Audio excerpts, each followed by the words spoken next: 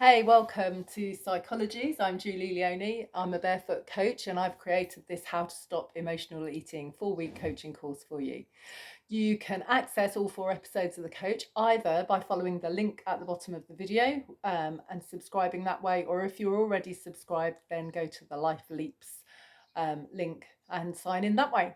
So this is week 1 of the 4-week course, and in this week, if you look at the workbook that goes with every part of the course, you will see that there's a number of points that you can read to see whether they are things that you do, kind of behaviours that you do. Now, some of you will have looked at that list and thought, well, I don't do any of those, in which case you're probably not an emotional eater, and maybe this course isn't something that you need at the moment. For some of you, you will have ticked a couple of them. I'm sure most of us do some of them at some time. And then for others of you, there might have been quite a lot that you ticked.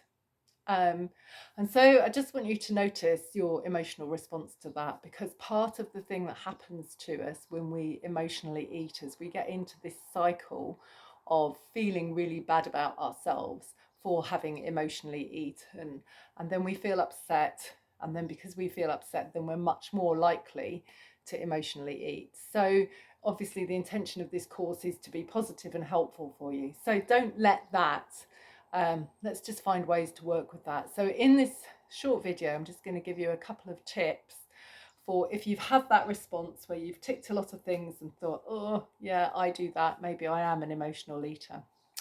So the first thing that we're going to do is what's called kindness and compassion practice. So there are therapies based on compassion, and some of my background's in Buddhism, and they have the attitude of loving kindness. And so it's really, we're going to try and take that forward into ourselves. So if you've noticed that you've ticked quite a lot of those things on the list and you think, okay, I do emotionally eat, then what we're going to do is just really, if you want to close your eyes, just picture the small child that you were. You might even have to go right back to a baby. And if you can't imagine yourself as a baby, just imagine a tiny, tiny baby. If that's really difficult, then maybe think of a tiny animal, a tiny kitten, tiny puppy, and just how vulnerable and needy they are, and how they're just trying to get their needs met the best way that they can. Now, obviously, for all of us, food is a survival need. Without it, we die.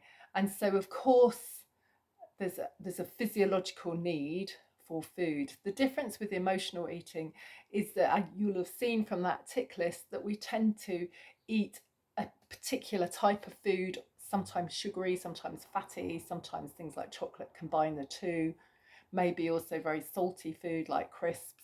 So hunger is when our body feels it, when we actually feel empty, and when we reach for often quite planned food, whereas comfort eating tends to come very quickly, and only a certain type of food will meet that need. So what we're going to do is just feel some compassion for ourselves. So compassion is imagining that younger self that you were, or imagining a tiny puppy or a tiny kitten, and just imagine that they've been starved of something. And so imagine a tiny kitten arriving. We had a kitten arrive at the start of lockdown. And when we got hold of it, it was tiny and it was fragile and it wanted to eat anything, even if it wasn't good for it. And that's because it wanted to live and wanted to survive. And that's what's happened somewhere, maybe in your life, where actually you probably had enough food, but maybe the need, the starvation, was an emotional starvation. And so if you picture that tiny kitten or puppy or baby that's really, really hungry and just wanting to eat anything, then what would you do?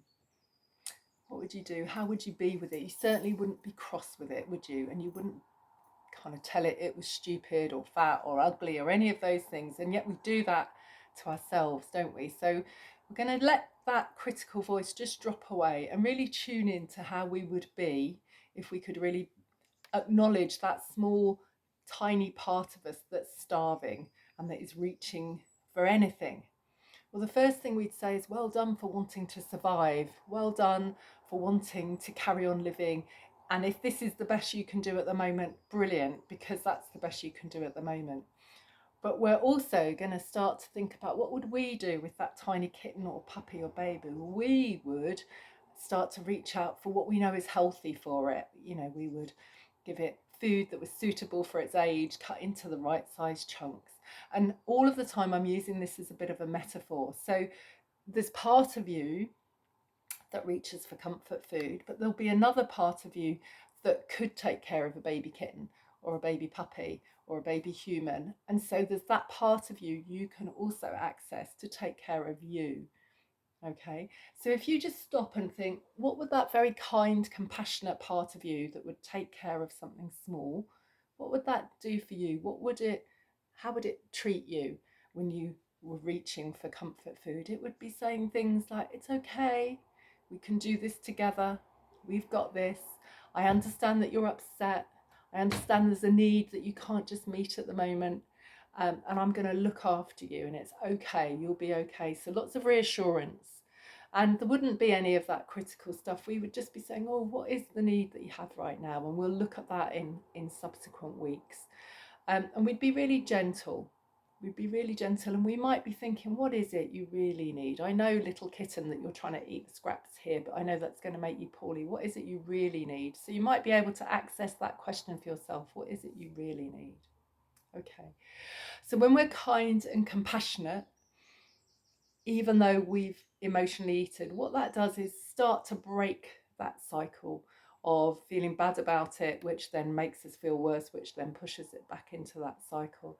So just being kind, just treating ourselves like that vulnerable small thing inside ourselves, and knowing that we're doing the best that we can at the moment and things can change. So there's activities in the workbook, and see you in week 2, where there's another workbook, and where we'll be taking it forward to a bit more understanding about what triggers it. Okay, take care. Bye.